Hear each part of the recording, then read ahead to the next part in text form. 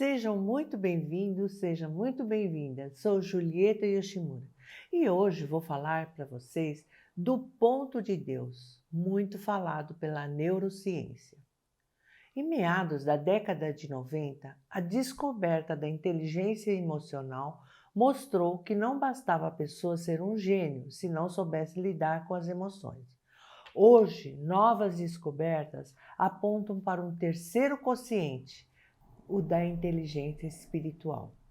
Ela nos ajudaria a lidar com questões essenciais e pode ser a chave para uma nova era também nos mundos dos negócios. Uma física e filósofa americana, Dana Zohar, aborda um tema tão novo quanto polêmico: a existência de um terceiro tipo de inteligência que aumenta o horizonte das pessoas, torna-as mais criativas e se manifesta em sua necessidade de encontrar um significado para a vida. Para Dana, a inteligência espiritual coletiva é baixa na sociedade moderna. Vivemos numa cultura espiritualmente estúpida, mas podemos agir para elevar o nosso consciente espiritual. Os cientistas descobriram que temos um ponto de Deus no cérebro, uma área nos lobos temporais que nos faz buscar um significado e valores para as nossas vidas. É uma área ligada à experiência espiritual. As pessoas com inteligência espiritual elevada querem sempre fazer mais do que se espera delas, algo para além da empresa. Quem trabalha unicamente por dinheiro não faz o melhor que pode. Nas empresas em que se busca desenvolver espiritualmente os funcionários, a produtividade aumenta porque eles ficam mais motivados, mais criativos e menos estressados. As pessoas dão tudo de si quando se procura um objetivo mais elevado. Se as organizações derem espaço para as pessoas fazerem algo mais, se souberem desenvolver em cada indivíduo sua inteligência espiritual, terão mais resultados mais rapidamente. Dana Zohar identificou 10 qualidades comuns às pessoas espiritualmente inteligentes. Segundo ela, essas pessoas praticam e estimulam o autoconhecimento profundo. São conduzidas por valores humanos, são idealistas e creem na vida. Têm capacidade de encarar desafios e utilizar a diversidade ao seu favor. São holísticas, têm a visão de todo integrado e a percepção da unidade. Celebram a diversidade como fonte de beleza e aprendizado. Têm independência de pensamento e comportamento. Perguntam sempre por quê e para quê. São agentes de transformações. Têm capacidade de colocar as coisas e os temas num contexto mais amplo. Têm espontaneidade de gestos e atitudes e são equilibradas emocionalmente. São sensíveis, fraternas e compassivas. Segundo Howard Gardner, traçou as inteligências da seguinte forma: inteligência linguística, que é a utilização da linguagem para construir, expressar e analisar significados complexos. As competências da inteligência linguística são falar, saber escutar, ler e escrever. Em algumas pessoas, existe uma aptidão natural para o aprendizado de atividades como traduzir um texto, conhecer outra língua, escrever uma tese. A aprendizagem de outra língua, por exemplo, requer esforço e a formação do pensamento de um modo próprio da outra cultura. Isso exige um empenho que alguns indivíduos adquirem com mais facilidade. A inteligência sonora. As competências da inteligência sonora facilitam a capacidade de reconhecer padrões sonoros, como sons e ritmos. Grandes músicos e compositores têm esta qualidade potencializada. Pessoas podem utilizar essa inteligência para apreciar ritmos e detectar sons que geram desconforto, alegria, ansiedade e diversas outras emoções. Inteligência lógico-matemática. Essa inteligência é a base principal para os testes de QI. Por muitos anos foi considerada a única forma de mensurar a inteligência. Atualmente é mais uma expressão dela, não sendo mais considerada como o ápice da inteligência humana. A competência da inteligência lógico-matemática é a resolução de problemas por métodos indutivos e dedutivos, mediante raciocínio lógico, com números e padrões abstratos. Inteligência sinestésico-corporal é a capacidade de utilizar o corpo para realizar atividades. A competência está ligada ao domínio da própria corporeidade e à capacidade de orientar os movimentos para fins mais elaborados, como atividades físicas.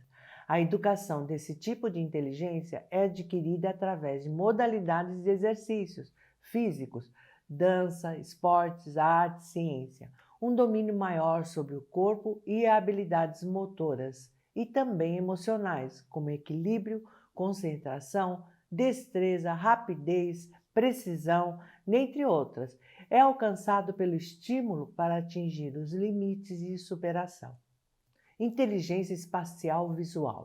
Essa inteligência permite reconhecer imagens visuais, criar imagens mentais, raciocinar acerca do espaço, da dimensão, reproduzir imagens internas e externas.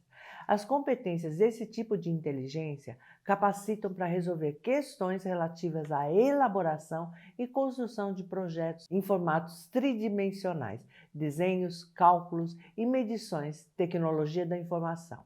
Inteligência intrapessoal. Essa inteligência é crucial para formar uma imagem da identidade do sujeito, compreender as necessidades, aptidões e desejos.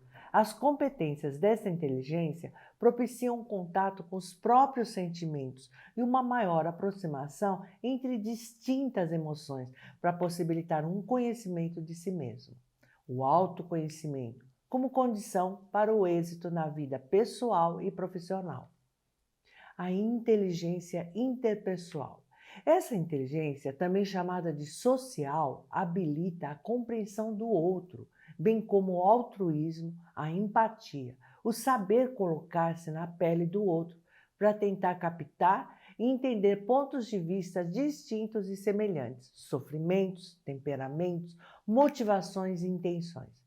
As competências dessa inteligência contribuem para as relações sociais, criam vínculos e alianças entre pessoas que às vezes não têm afinidades, mas sim objetivos em comum, e criam coesão para a gestão do trabalho em equipe. Essa capacidade está presente de modo mais aprofundado e sofisticado em líderes. Inteligência naturalista ecológica. Essa inteligência habilita a observar o ambiente natural e os processos, a identificar os elementos da natureza. Tal competência capacita para estudar os fenômenos e proteger os organismos vivos. A neurociência defende a sério as emoções. Dizem-nos que se dermos mais atenção sistemática à inteligência espiritual, a aumentar a autoconsciência, a lidar mais eficientemente com os nossos sentimentos aflitivos, a manter o otimismo e a perseverança, apesar das frustrações, a aumentar a capacidade de empatia e envolvimento, de cooperação e ligação social. O futuro pode ser mais esperançoso. Você provavelmente deve ter feito algum teste de QI ou de inteligência emocional na sua vida. Mas já parou para pensar na sua inteligência espiritual? Sim, ela existe e é pesquisada por psicólogos e neurocientistas desde a década de 1990. E não tem nada a ver com uma denominação religiosa específica. A inteligência espiritual é a capacidade de todo ser humano de questionar o sentido da vida e de se relacionar com o mundo em que vive. Ela permite as adaptações necessárias para lidar com os aspectos imateriais do dia a dia, como valores, propósito e consciência social.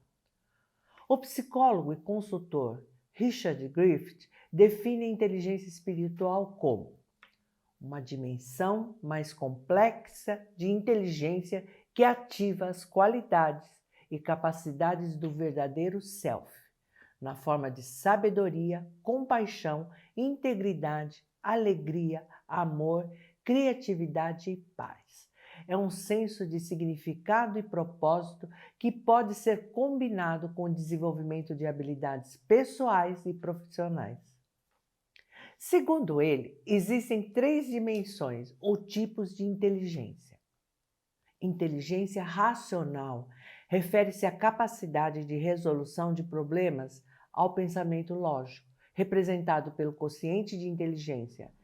Inteligência emocional, capacidade de reconhecer e lidar com as próprias emoções, além de responder adequadamente às emoções das outras pessoas. Inteligência espiritual é a capacidade de dar propósito às ações e dar significado à vida. As dimensões não estão isoladas uma das outras no cérebro humano, mas estão interligadas entre si. Uma não existe sem a outra. Outra conceituação de inteligência espiritual importante é a capacidade do indivíduo de atingir um objetivo social ou psicológico por meio da espiritualidade. Essa dimensão da inteligência humana se manifesta em atividades, eventos e relacionamentos caracterizados por um senso altruísta. Importante: espiritualidade não é sinônimo de religião. Na psicologia, ela se refere a uma atitude, a um movimento interno, a uma expansão da consciência e a uma experiência subjetiva, relacionados ao amadurecimento da personalidade de um indivíduo. Ou seja, uma pessoa pode desenvolver sua inteligência espiritual sem obrigatoriamente ter que praticar uma religião. Foi listado 12 princípios que permitem que toda pessoa desenvolva a inteligência espiritual. Autoconsciência, saber com o que se importa, pelo que vive e pelo que morreria. Espontaneidade, deixar de lado preconceitos, expectativas e problemas de infância para agir no momento presente e se responsabilizar por essas ações. Visão baseada em valores e propósitos, agir e viver de acordo com os próprios princípios e crenças. Holismo, enxergar a conexão entre pessoas e coisas, além de sentir que faz parte daquele grupo. Compaixão. Não basta aceitar os sentimentos dos outros, é preciso compreendê-los. Diversidade. Valorizar as pessoas pelas suas diferenças. Independência de campo. Confiar mais nas percepções internas do que nas externas. Formar uma opinião de acordo com seus valores e depois de ouvir a dos demais, mesmo que isso signifique perder popularidade. Humildade. Assumir que a opinião que você tinha sobre um tópico estava errada, considerada o outro lado da independência de campo. Perguntar por quê, questionar o porquê das coisas, mesmo que as respostas não sejam fáceis. Capacidade de reformulação. Conseguir dar alguns passos para trás e tentar enxergar o todo, sem reagir imediatamente a uma situação. Fazer uso positivo da diversidade. Aprender e amadurecer a partir dos erros, imprevistos e sofrimentos. Senso de vocação. Sentir a necessidade de retribuir à sociedade. As características das pessoas com alta inteligência espiritual. Elas são indulgentes, gratas, humildes, empáticas, contemplativas, busca constante por aperfeiçoamento, elas têm a visão do todo, senso de propósito. É possível aprimorar sua inteligência espiritual com pequenas atitudes no dia a dia. Se você quer desenvolver a sua inteligência espiritual, separe um tempo do seu dia para você, seja para meditar, orar ou refletir, o que você se sentir mais confortável. Tente experimentar algo que nunca fez antes. Por exemplo, uma atividade manual, aprender um novo idioma ou começar uma pós-graduação. Faça algo de bom para quem precisa, Participe de projetos de voluntariado, organize doações ou simplesmente ligue para aquele amigo que está passando por um momento de dificuldade. Essa atitude ajudará a enxergar como você pode contribuir com o todo.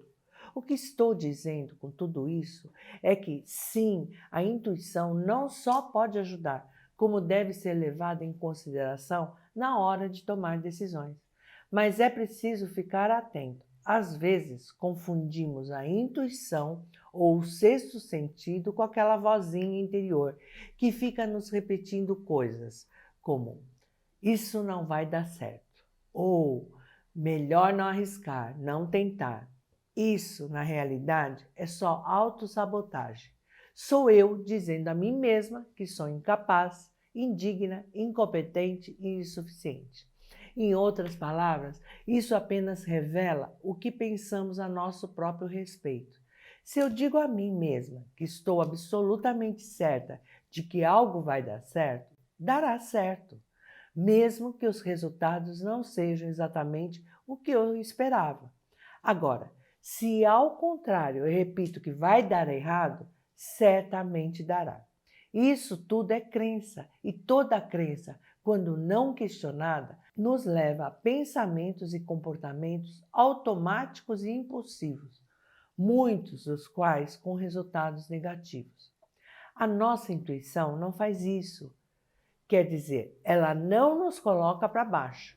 Pelo contrário, ela nos dá segurança, clareza e tranquilidade para sabermos que nossas escolhas, sejam quais forem, trarão bons resultados, ainda que sejam resultados diferentes do que esperávamos. Resumo: o nosso sabotador interno tem menos poder quando estamos conectados à nossa intuição. E é claro, esta competência se torna muito mais forte se combinada às nossas demais inteligências, em especial a inteligência emocional. Afinal, é ela a responsável por garantir que lidemos de maneira mais adequada com as nossas sensações e sentimentos. E a ciência já comprovou que emoções como raiva, rancor e ódio podem ser associadas ao surgimento de diversas doenças, inclusive o câncer. Uma vida mais saudável requer menos ressentimento, ou seja, requer que tenhamos a capacidade de deixar o passado para trás, de parar de sentir de novo e de novo um acontecimento que já se encerrou. Então, veja só que bacana. Se você unir essas duas inteligências, terá mais chance de transformar para melhor os seus comportamentos mais prejudiciais. Inteligência espiritual é a parte pronta do nosso ser. Nós não precisamos desenvolvê-la, apenas escutá-la. Ela nos mostra o melhor caminho, as melhores possibilidades, mas com frequência a ignoramos. O processo de autoconhecimento nos coloca em contato com essa voz interior, e se estivermos abertos para essa conexão, teremos ainda mais condições de transformar a nós mesmos de maneira sustentável. Mas lembre-se, como foi que você fez mesmo para desenvolver a sua inteligência intelectual? Não foi através de muito esforço, persistência e dedicação que você ampliou seus conhecimentos e se tornou a pessoa que é hoje. Pois bem, o mesmo vale para as demais inteligências. Para que você possa desenvolver sua inteligência emocional e para que possa acessar e ativar a sua inteligência espiritual, você terá de recorrer com o mesmo esforço e dedicação.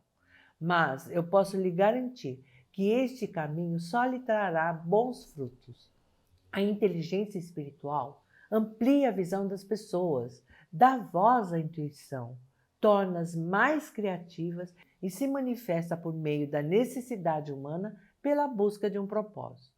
O ponto de Deus é a área que desenvolve perdão, sensibilidade, compaixão, criatividade, fazendo com que a pessoa passe a ver e agir de forma diferente perante a vida. A inteligência espiritual é que permite integrar as emoções intrapessoais e interpessoais, diminuindo a distância entre o eu e o outro. Existem pessoas que acreditam em Deus, mas que possuem baixa inteligência espiritual, pois vivem suas vidas de acordo com as convenções que lhe foram impostas. Da mesma forma, pessoas que não acreditam em Deus podem ter alto nível de inteligência espiritual, pelo simples fato de quererem encontrar o equilíbrio do eu com o mundo em que vivem. Uma dica para você encontrar o seu ponto de Deus. Não vá na velocidade do mundo. Velocidade causa ansiedade, falta de ar, desespero para chegar em algum lugar o mais rápido possível. Vá no seu ritmo, no seu tempo. Um conselho: deixe fluir. Deixe fluir não quer dizer não agir. E agir não quer dizer não deixar fluir. É possível ter fluidez colocando seus planos em ação. Porque deixar fluir não é ficar parado, esperando que seus sonhos caiam do céu. E sim agir de uma forma naturalmente tranquila, em paz consigo. Sem essa afobação do mundo, sem aquele esforço que faz a gente se sentir mal e esgotado. Quando você permite que as coisas fluam, você pode trabalhar 8 horas seguidas e não ficar esgotado. Pelo contrário, você fica energizado, feliz, porque simplesmente foi no seu ritmo. Muitas vezes só precisamos deixar a roda girar, abdicando do controle e, no lugar dele, sedimentando a confiança e a gratidão. E mais do que isso, quando deixamos fluir com calma na alma, ficamos mais leves e nos reconectamos com a nossa essência maior. Esse pode ser o ponto de Deus que você tanto precisa para viver em paz e feliz. Gratidão.